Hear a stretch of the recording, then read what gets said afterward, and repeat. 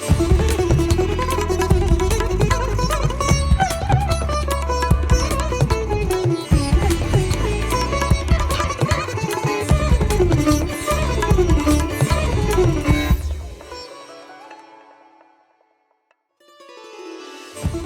श्री साई राम।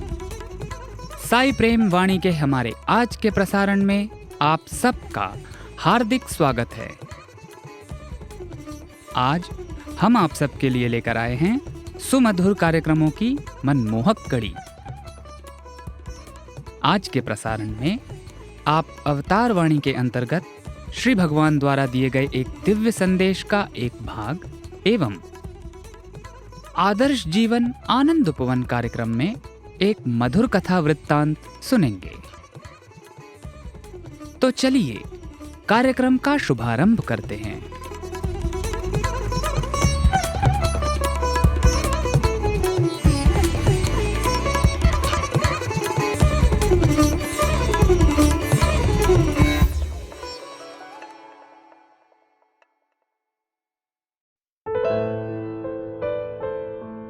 अब प्रस्तुत है हमारा कार्यक्रम अवतार वाणी।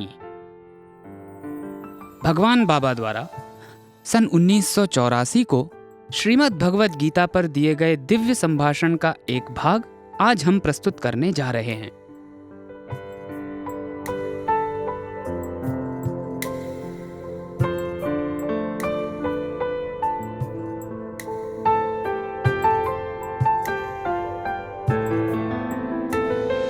ప్రేమ స్వరూపులారా, ఆత్మవిద్యను సరిగా అర్థం చేసుకున్నప్పుడే కర్తవ్య కర్మలు చక్కగా నిర్వర్తిస్తాడు. ఆత్మవిద్యను బోధించక కర్తవ్య కర్మలను లేక ధర్మమును బోధించడం చేత ఇవి సక్రమంగా తాను చేసుకోలేడు. కనుకనే దీని యొక్క కీలకమును ఆధారం చేసుకొని కృష్ణుడు అర్జునులకు ఈ యొక్క జ్ఞానోపదేశం చేయడానికి పూనుకున్నాడు. आत्मविद्या को सही ढंग से समझने पर ही व्यक्ति अपने कर्तव्य एवं कर्मों का आचरण कर सकता है। आत्मविद्या के उपदेश के बिना व्यक्ति अपने कर्तव्य एवं कर्मों अथवा धर्म का आचरण नहीं कर सकता है। इस तथ्य से अवगत होने के कारण ही श्री कृष्ण अर्जुन को ज्ञानोपदेश करने के लिए तैयार हुए। లౌకికమైనటువంటి యొక్క ప్రబోధన చేతను, లౌకికమైనటువంటి యొక్క పఠనం చేతను, లౌకికమైనటువంటి యొక్క శ్రవణం చేతను కొంతవరకు మనసు పరివర్తన కలుగుతుంది. అయితే ఇవి తాత్కాలికమైనటువంటి పొంగులు వంటివి. భగవద్గీత శ్రవణం చేసే సమయంలో చాలా ఆనందంగాను, అది సరైనటువంటి మార్గంగా, సులభమైనటువంటి మార్గంగా మనకు తోస్తుంది.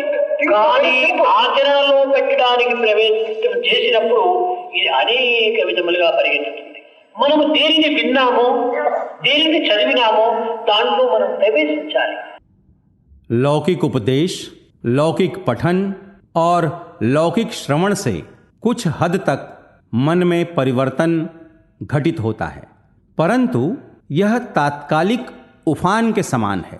भगवद गीता का श्रवण करते समय हमें अत्यंत आनंद होता है और प्रतीत होता है कि वही सही और सरल मार्ग है, परंतु इसके आचरण के समय यह मन अनेक प्रकार से विचलित होने लगता है।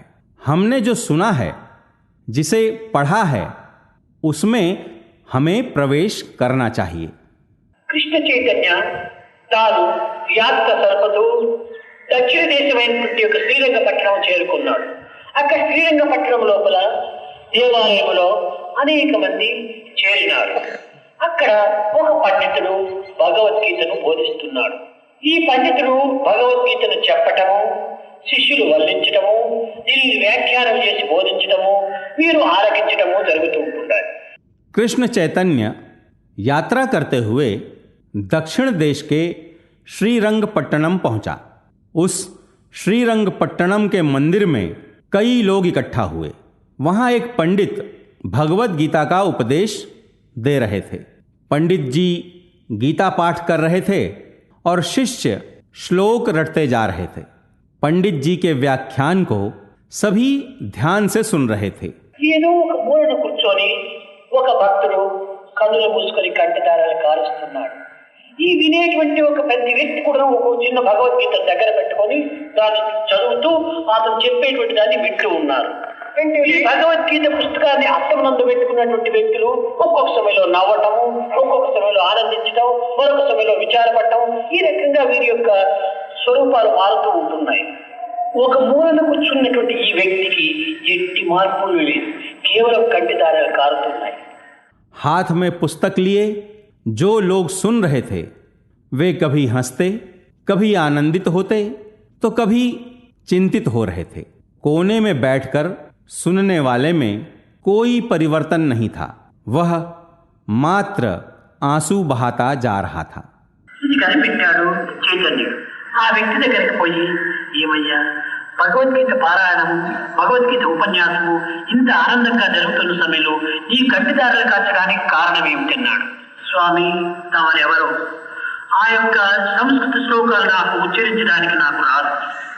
ఆ తప్పుగా ఉచ్చరించి నేను తప్పు మార్గం పట్టేదానికంటే ఆ గ్రంథమును చూచేటువంటి విద్య కూడా నాకు లేదు కనుక ఆ గ్రంథమును చూచి నేను నేర్చుకునేదానికంటే నేను అన్నీ విసర్జించి ఆ మహాభారత యుద్ధం లోపల కృష్ణ పరమాత్ముడు ముందు వైపున కూర్చొని వెనుక వైపున అర్జునుడు కూర్చొని ఆ కృష్ణుడు తల తిప్పి అర్జునుడితో మాట్లాడుతూ వచ్చేటట్టుగా ఆ చిత్రాన్ని నా హృదయంలో చింతించుకుంటున్నాను. चैतन्य ने इसे देखा. वह उसके पास गया और पूछा, क्यों भाई, गीता का पारायण और गीता का प्रवचन इतने आनंदपूर्ण ढंग से हो रहे हैं, फिर तुम्हारे आंसू बहाने का कारण क्या है? तब उसने कहा, स्वामी, वे पंडित जी कौन हैं पता नहीं, मुझे संस्कृत श्लोकों का उच्चारण नहीं आता है. गलत उच्चारण करने के बदले, उस ग्रंथ से कुछ सीखने के बदले उनकी चिंता छोड़कर मैं महाभारत युद्ध के उस दृश्य की कल्पना कर रहा हूं जहां श्री कृष्ण रथ में आगे बैठकर गर्दन मोड़कर पीछे बैठे अर्जुन से बातें कर रहे हैं. అర్జునుడు ముందు కూర్చొని నా కృష్ణుడు పైన కూర్చొని ఉంటే నా స్వామికి మెడ నొప్పి ఉండింది కదా, కనుక నా స్వామి ముందు కూర్చొని అర్జునుడు వెనక కూర్చొని ఆ వెతుకు వైపు తల తిప్పడం చేత నా స్వామికి నా ముందు ఎంత నొప్పిగా ఉంటుండాలో ఏమిటో అని దానిని చింతించుకొని నేను బాధపడుతున్నాను అన్నాడు. అప్పుడు చైతన్యుడు అనుకున్నాడు, వీడు నిజమైన భక్తుడు, కృష్ణుల్లో ప్రవేశించాడు, కృష్ణ ప్రేమతత్వంలో సంచారం చేస్తున్నాడు. यदि अर्जुन आगे बैठते और मेरे स्वामी पीछे बैठते तो उन्हें गर्दन में दर्द नहीं होता, परंतु मेरे स्वामी आगे बैठे हैं और पीछे बैठे अर्जुन से बातें कर रहे हैं, जिससे स्वामी को जो कष्ट हो रहा है उसकी कल्पना कर आंसू बहा रहा हूं. तब चैतन्य ने सोचा, यही असली भक्त है. वह श्री कृष्ण में प्रवेश कर चुका है, श्री कृष्ण के प्रेम में प्रविष्ट होकर संचार कर रहा है. మహాభారత యుద్ధంలో కృష్ణుడితో కూడి ఉన్నాడు, దీనిలో అనుభవిస్తున్నాడు. పాపం నిజముగా అనుభూతి చాలా ప్రధానం, కానీ ఆలకించటము పఠించటము ప్రధానం కాదని నిర్ణయం చేసుకున్నాడు. ఈనాడు కూడాను మన భగవద్గీతను చెప్పుతుంటే రాసుకునేటువంటి వారు కొంతమంది, బుక్కులు చూసుకొని చదువుకునేటువంటి వారు కొంతమంది. ఈ రకంగా ఉండటం చేత ఇది బుక్కులోనే నిలిచిపోతుంది కానీ తలలోపల చేరదు. पूरे महाभारत युद्ध के दौरान वह श्री कृष्ण का संगी बनकर अनुभव प्राप्त कर रहा है. चैतन्य ने निश्चय किया कि अनुभव और अनुभूति ही प्रधान हैं, सुनना और अध्ययन करना उतने प्रधान नहीं हैं. आज जब गीता का यह प्रवचन हो रहा है तो कुछ लोग लिख रहे हैं, कुछ लोग किताब देखकर पढ़ रहे हैं. ऐसा करने पर सब कुछ पुस्तक में ही रह जाएगा, कुछ भी दिमाग में नहीं पहुंचेगा. సౌందర్యముగా హృదయాన్ని చేర్చదగినటువంటి వాడు, చేర్చవలసినటువంటి వాడు ఈ వ్రాతకోతల్లో ప్రవేశించడు. ఇది బాహ్యమైనటువంటి యొక్క భక్తిగా ఉంటుంటారు, కానీ ఇది భావంతో కూడినటువంటి భక్తిగా ఉంటుండదు. ఒక్కటైనా మనం ఆచరణలో పెట్టితే చాలు, కానీ నూరు రాసుకొని ప్రయోజనం ఏంటి? పుస్తకంలో ఉన్న శ్లోకములంతా మస్తకంలో చేర్చుకుంటే మస్తకంలో పుస్తకంగా బయలుదేరుతుంటారు. కనుక విన్నటువంటి విషయాన్ని హృదయంలో చేర్చుకోవాలి. ఈ హృదయంలో ఒక్కటైనా నిలిస్తే చాలు, ఎప్పుడైనా మనం ప్రింట్ చేసుకోవచ్చు. यथार्थ में जो अपने हृदय में धारण कर लेता है वह इस प्रकार पढ़ने लिखने में प्रवेश नहीं करता है। यह बाह्य रूपी भक्ति होगी, न कि भाव रूपी भक्ति। यदि एक का भी आचरण कर सके तो वह अच्छा है। 100 बातें लिख कर रखने से कोई फायदा नहीं है।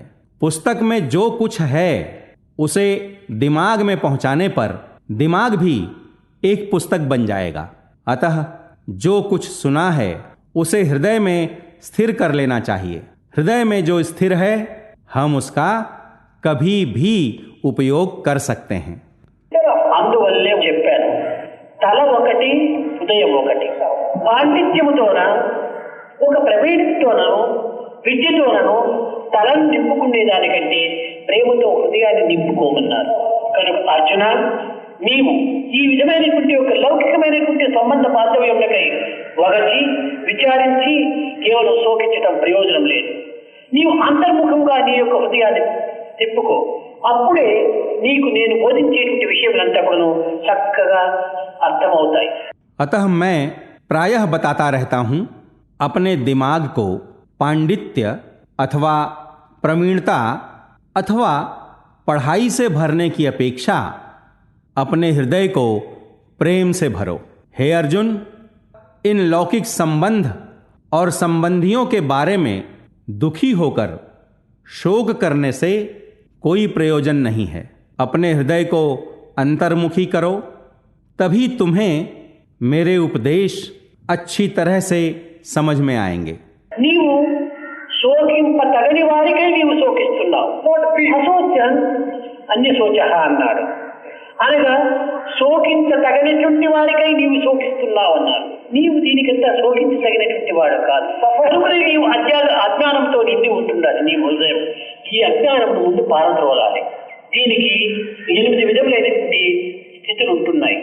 जिसके लिए तुम्हें शोक नहीं करना है उसी के लिए तुम शोक कर रहे हो।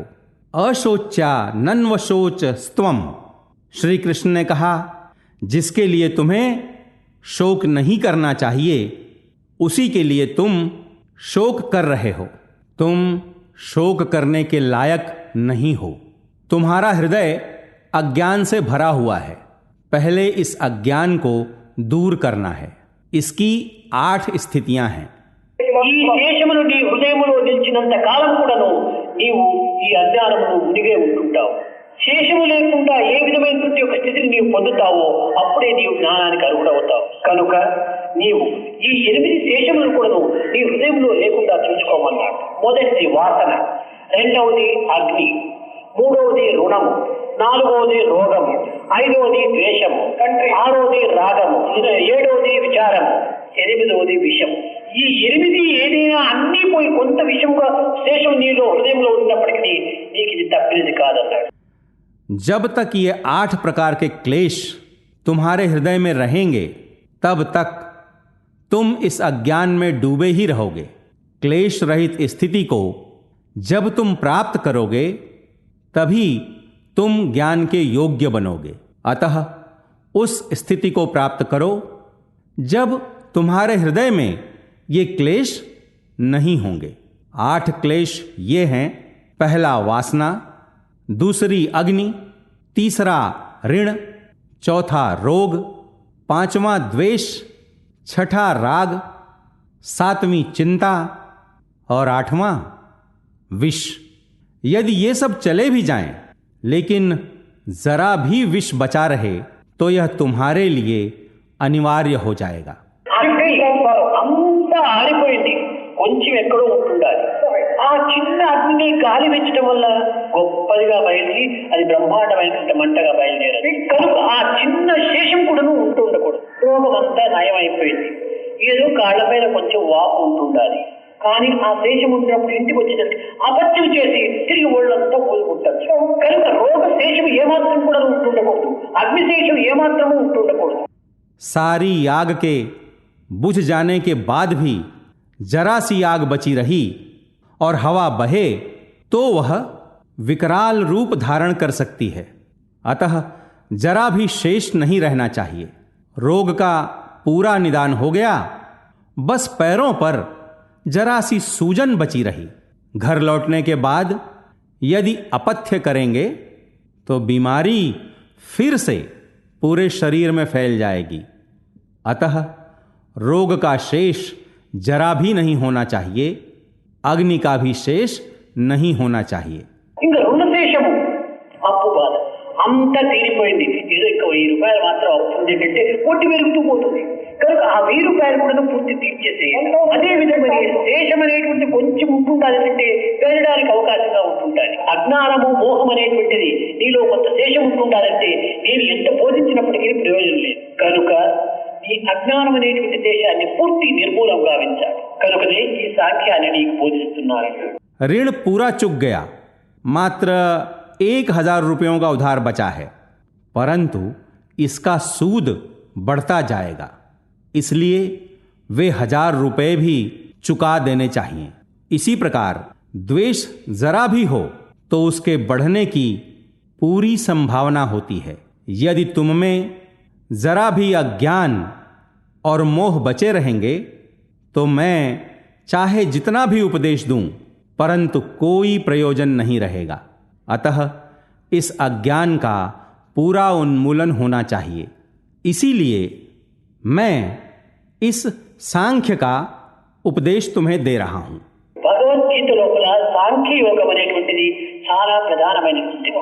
ఈ ఆత్మ అనాత్మ విషయాన్ని చక్కగా గుర్తించుకుంటే మిగిలిన అధ్యాయములన్నీ కూడాను దీని యొక్క ప్రతిబింబములుగానే కనిపిస్తుంది. కనుక మనము ఈ సాంఖ్య యోగంలో ఒక్కొక్క శ్లోకమే 2-3 దినములు తీసుకున్నా కూడా పర్వాలేదు, చక్కగా దాని యొక్క విషయాన్ని హృదయానికి హత్తుకునేటట్టుగా అర్థమును గ్రహించినప్పుడే ఈ సాంఖ్యయోగమును పూర్తిగా ఆలోచించడమే భగవద్గీత పూర్తిగా ఆలోచన వారం అవుతాం.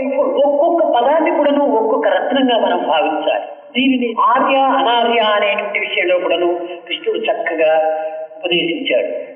भगवद गीता में यह सांख्य अत्यंत प्रधान विषय है। आत्मा और अनात्मा को अच्छी तरह समझ पाएंगे तो अन्य सभी अध्याय इसी के प्रतिबिंब प्रतीत होंगे। अतः इस सांख्य योग के एक एक श्लोक को समझने में 2-3 दिन लगने पर भी हृदयंगम करने का प्रयत्न करेंगे, तभी गीता का अध्ययन सार्थक होगा। इसके एक एक शब्द को हीरा मानना चाहिए। इसमें श्री कृष्ण ने आर्य और अनार्य शब्दों की भी सुंदर व्याख्या की है। शिवाय परमेश्वराय चंद्रशेखराय नमः।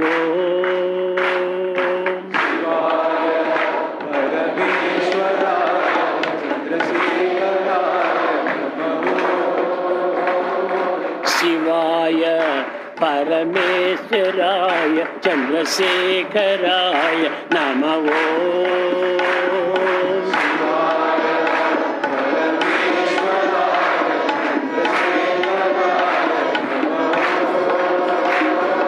शिवाय परमेश्वराय चंद्रशेखराय नमः।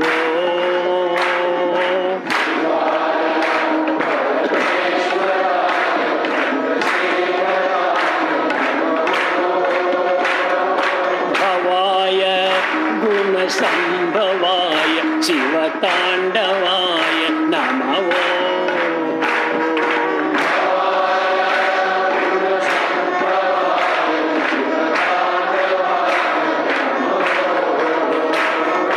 भवाय गुणसंभवाय शिवतांडवाय नमः।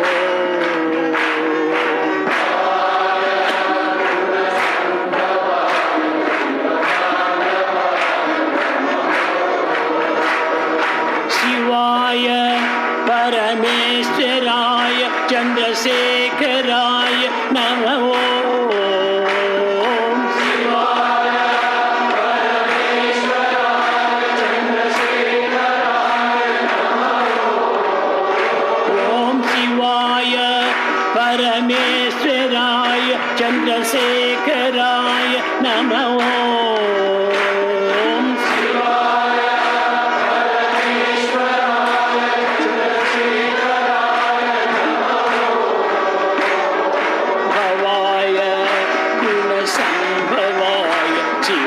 शिवताण्डवाय नमः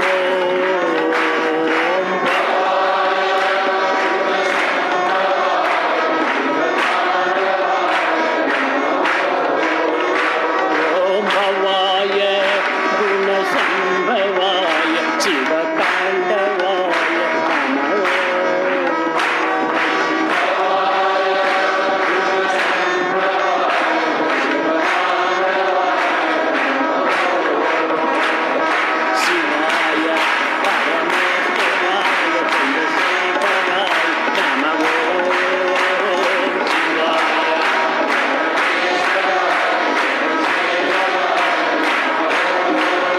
नमः भवाय गुणसम्भवाय शिवताण्डवाय नमः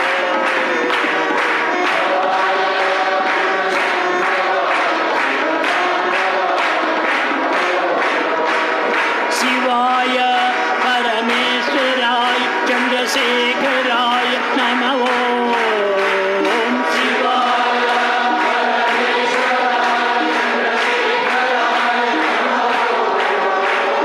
भवाय गुणसम्भवाय शिवताण्डवाय नमः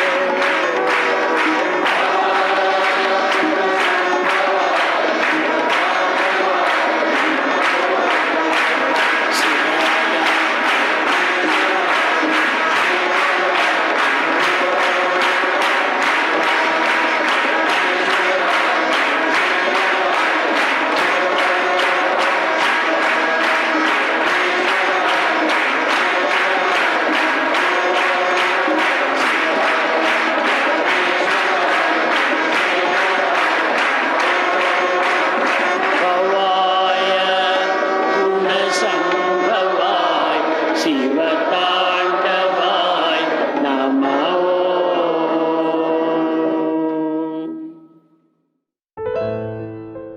अभी आप सुन रहे थे अवतार वाणी। आज आपने भगवान बाबा द्वारा सन 1984 में श्रीमद् भगवद गीता पर दिए गए दिव्य संभाषण का एक भाग सुना।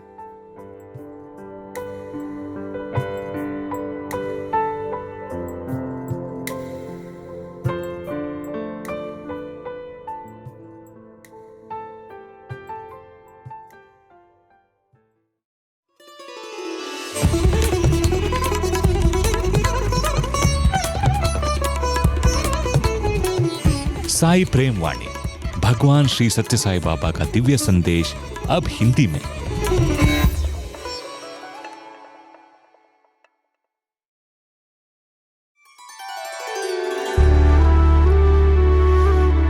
आइए अब सुनते हैं आदर्श जीवन आनंद उपवन प्रोग्राम। आज इसके अंतर्गत हम हमारी उमंग नामक विख्यात वीडियो श्रृंखला से ली गई एक कड़ी सुनेंगे। इसका शीर्षक है बच्ची का ज्ञान।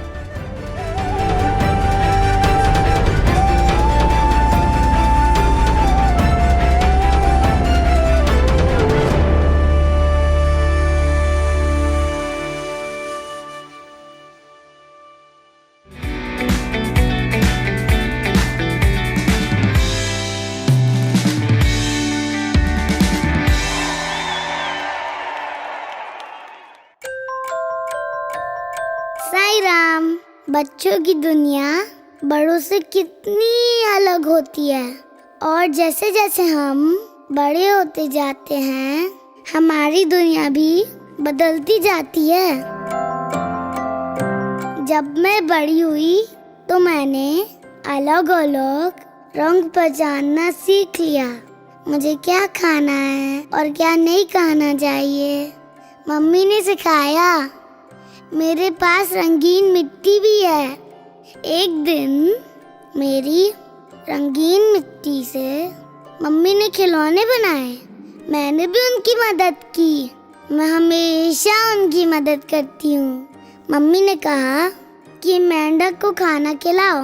मैंने मिट्टी के मेंढक को मिट्टी का खाना खिलाया। फिर मम्मी ने मुझे गुलाब का एक फूल बना के दिया। मुझे मालूम है ये भी मिट्टी से बना है। पर मम्मी को खुश करने के लिए मैंने ले लिया। फिर मम्मी ने मेंढक को प्यार करने को कहा, मैंने भी किया। ये कितना बढ़िया है ना। मालूम है, मैंने मम्मी को नहीं बताया कि मुझे पता है जो भी खिलौने उन्होंने बनाए थे वो एक ही मिट्टी के बने थे। सब खिलौनों में मिट्टी एक ही है, भले ही खिलौने अलग अलग हो। ये मुझे पता है, पर मम्मी को ये नहीं पता कि ये मुझे पता है। साईं राम।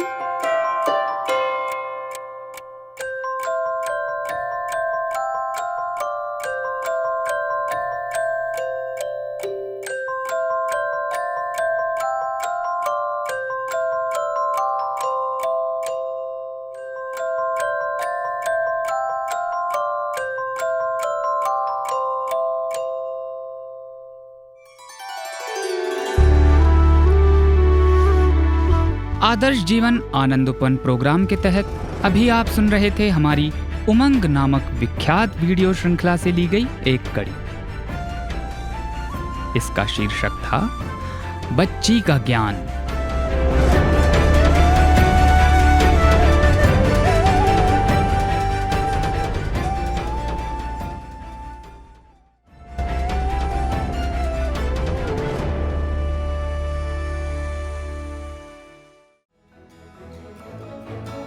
इसी के साथ हमारे साईं प्रेम वाणी कार्यक्रम का समापन होता है।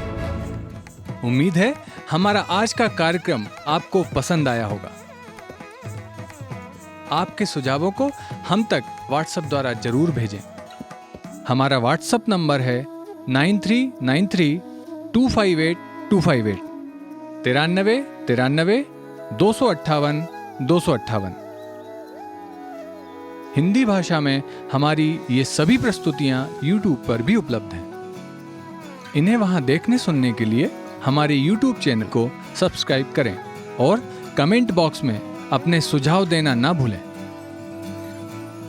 हे साईं, तुमसे नजदीकियां तो कठिनाइयों में ही दिखती हैं, बाकी वक्त तो हम खुद को शहंशाह समझते हैं। स्वामी, हमारे दिलों को विनम्रता से भरकर हमारे शीश आपके चरणों में सदैव झुके रहें। इसी प्रार्थना के साथ हम आप सबसे विदा लेते हैं। धन्यवाद। जय साईं राम।